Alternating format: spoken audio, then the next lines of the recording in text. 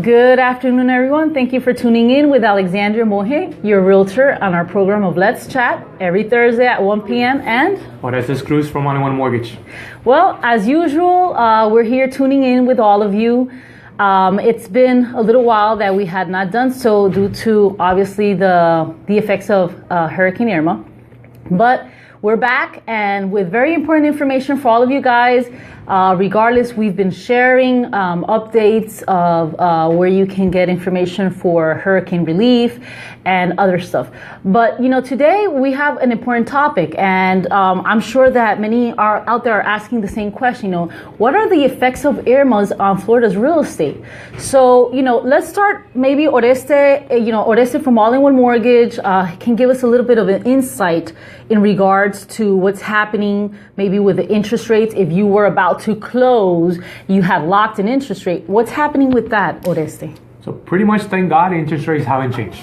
So there hasn't been a change in the market when it comes to that. But buyers do face other challenges as the storm approaches, as it goes through, and after the storm. Okay. So number one challenge is as the storm is approaching, there's no insurance binding. Yes. And I saw that. You may think it's unreal, but it is. Actually, I had a friend that he was building in the Keys, and like 3 days before Irma arriving, he was looking for insurance. Obviously, nobody was going to sell him insurance, okay?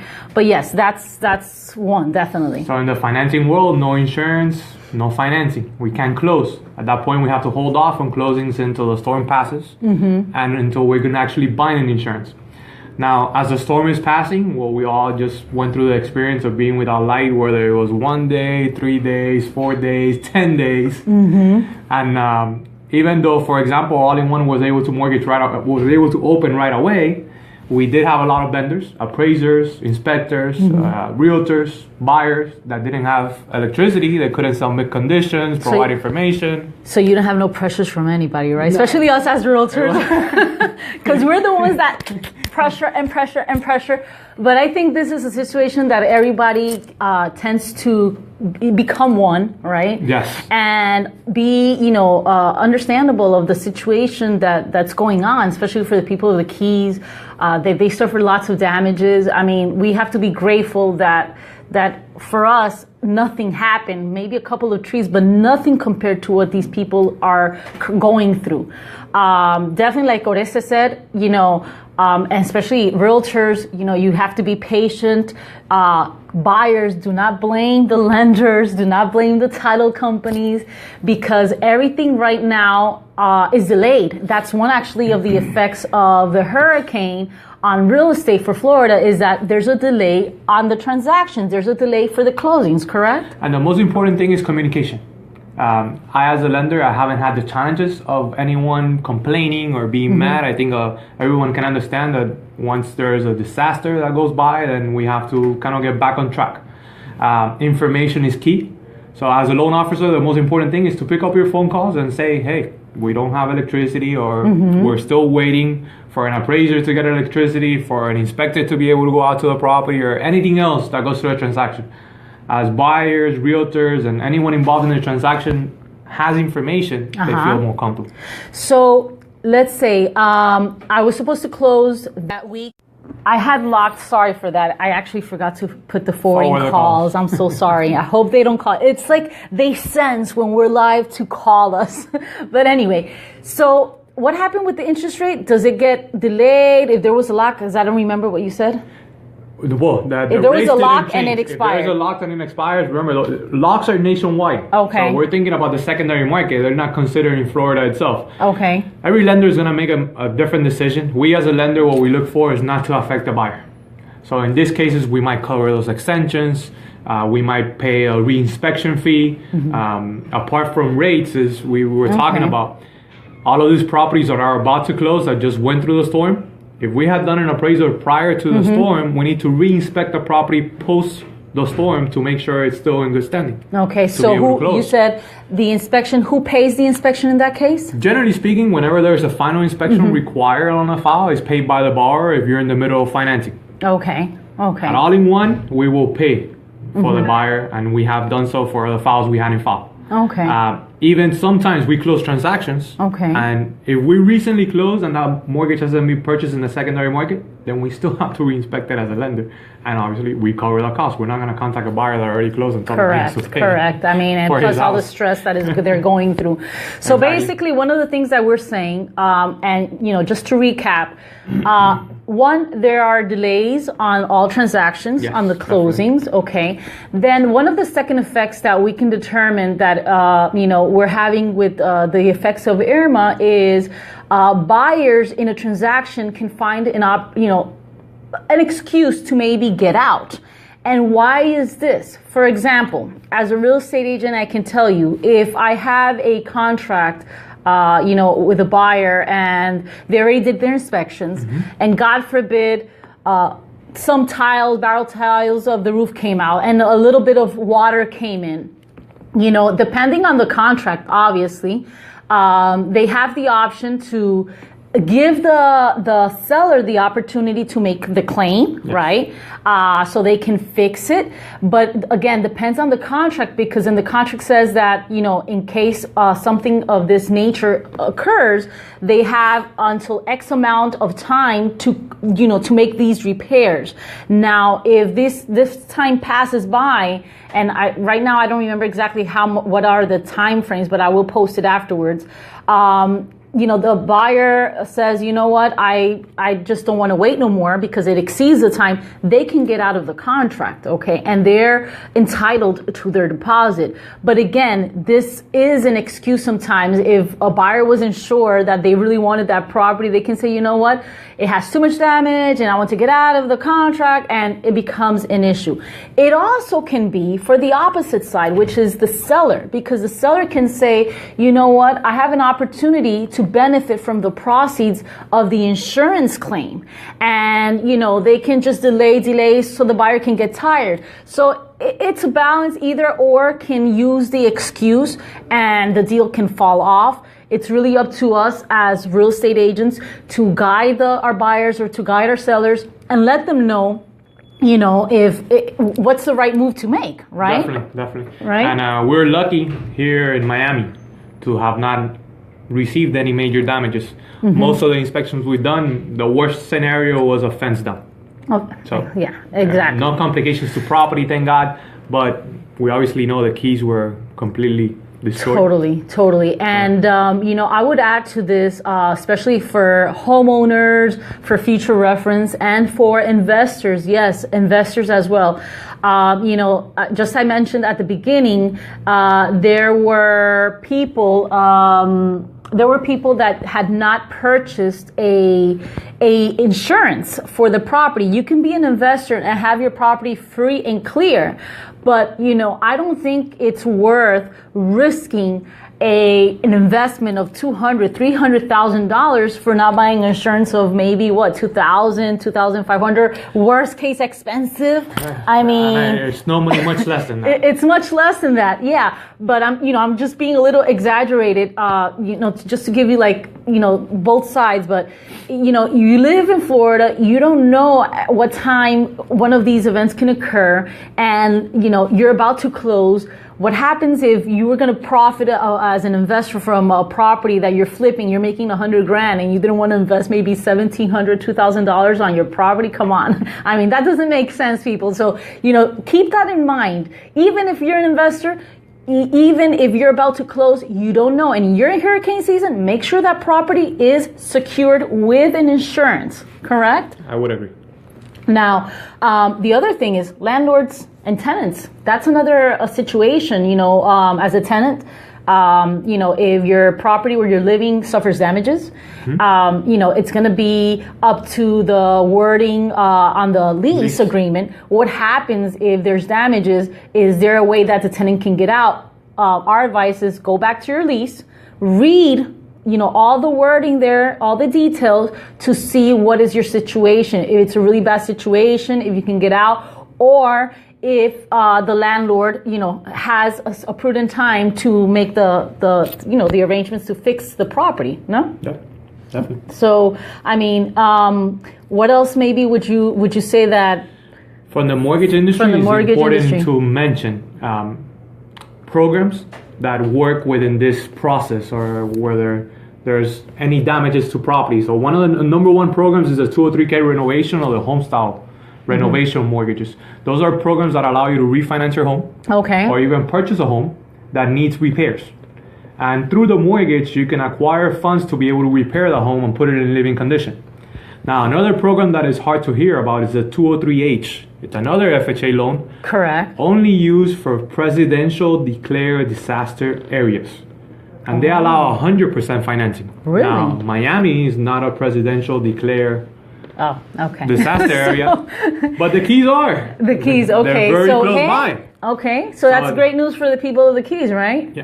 So right now, someone in the Keys that either lost their home completely or that had major damages to the home can use this type of financing to be able to rebuild their home or buy a new home in the same area with 100% financing. So there's a lot of options. There's a lot of financing. The government comes out to figure out ways to help this current homeowners, or current homeowners, whether they lost their home or they need to rebuild a home, to be able to get access to getting back into the feet. Okay, perfect. So see, there's hope, people. There is hope, and always a way. There's always a way, yes. And the idea is that here with Oreste from All in One Mortgage, and here Alexandra, your realtor from Some Realty Investments, that we can become a source of information for all of you out there. And whenever you guys need, to move forward with one of these transactions, at least you have the right information. Now, what would you say about pricing? Because people are curious, and compared, for example, with Texas and now Florida, people say, is this going to affect pricing? What do you think?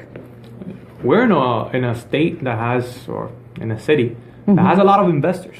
Okay. So we continue to see prices increasing. We continue to see buyers paying above appraisal value, which is what continues to increase prices. As long as someone is willing to pay, they're gonna be there.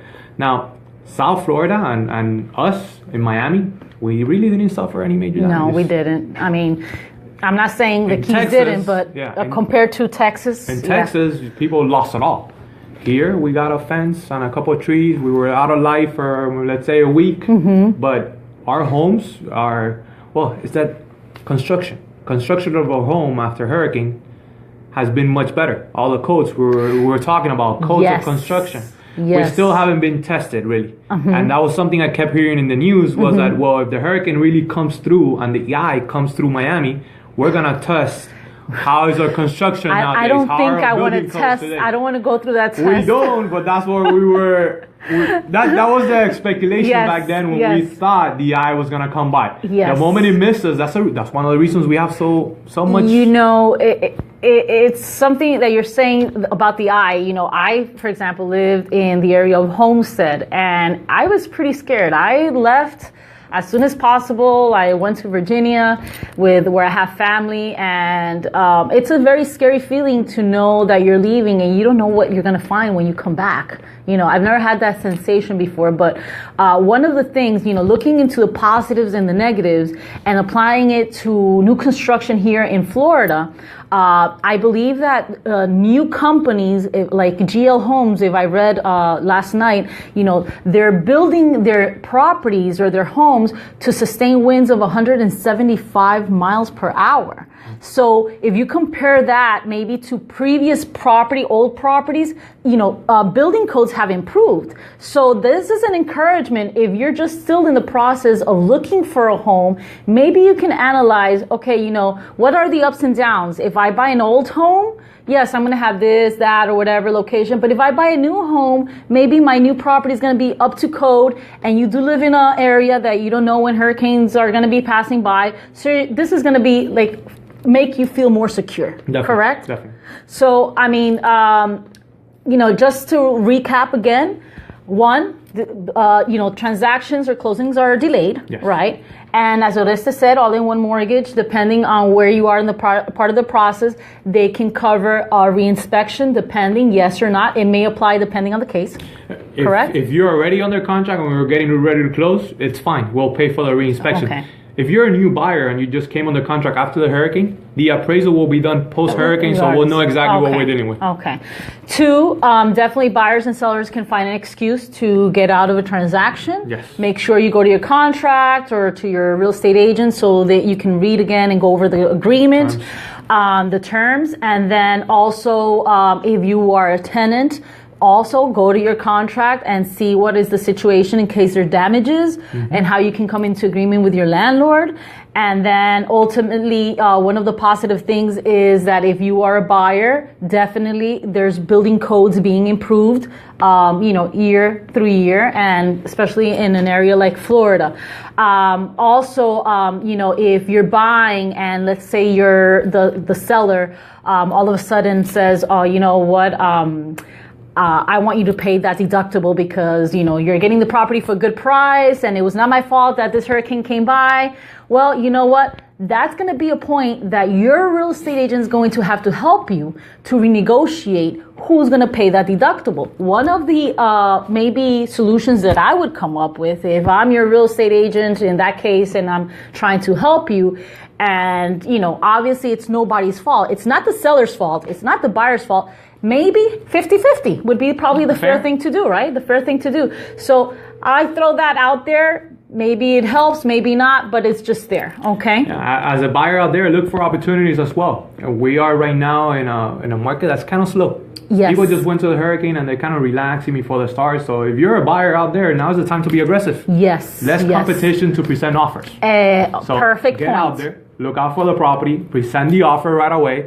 We'll have less competition on offers. Perfect. Would you like to add anything else? I think I'm good. I'm good too.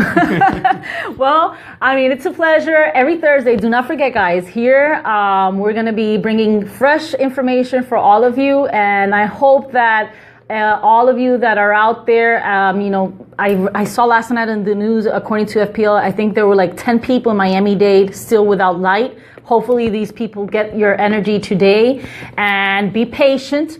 Because obviously if there's no light, no inspections can be done. Like he said, no appraisals. So everything is delayed. We need to work together. We need to have patience. And most important of all, don't forget, I'm just going to throw it in there. Yesterday, Hurricane Maria just passed through the Caribbean, hit Puerto Rico. I was seeing some news and it's terrible. This island, they estimate it could be like 6 months without energy. This is a lot. This is a lot. And, I don't bring this too much to the table when we're talking here, but I think this is something that affects everybody. It doesn't matter that it's not us. It's not here in Florida. It's people. It's an island. They need our help. If I saw this morning, there's a family that I do know called Familia Serrano. They used to be tenants of mine like many years ago, but I've been in contact with them, through my Facebook page and everything. And I saw this morning they posted on Facebook a GoFundMe because their daughter and their son-in-law is trying to get out of Puerto Rico on the first flight they can. So if you can give them a hand, you know what? $5. I know everybody's struggling right now because they're covering their own expenses. But you know what? A little grain of salt helps. It doesn't matter if it's $1. Help. One day it could be you. It could be me or it could be you. Okay? So thank you so much. Thank you, Oreste, again for being here with us today. And don't forget, All-in-One Mortgage for your financial refinance needs, and Alexandria Monge for your real estate needs. Don't forget, every Thursday at 1 p.m. and let's chat. Thank you so much. Bye-bye. Bye-bye.